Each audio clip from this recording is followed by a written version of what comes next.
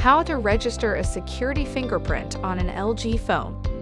Registering a fingerprint on your LG phone, which can allow you to quickly unlock your device, sign into websites, and quickly and securely perform other authentication tasks, is fast and easy. We'll show you how.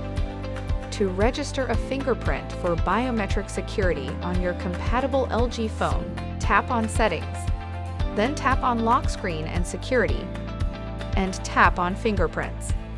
Enter your current phone security code, PIN, or password if applicable, then tap Add Fingerprint.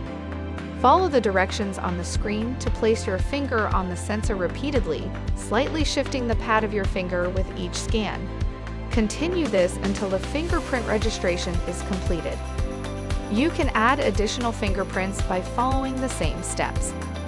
To delete a registered fingerprint, tap on the trash bin icon to the right of it, then tap Delete. You can also enable locking various content on your phone, such as the Screen Lock, Gallery, and Quick Memo Plus by enabling the Content Lock. Thank you for choosing LG. We hope you enjoy your phone.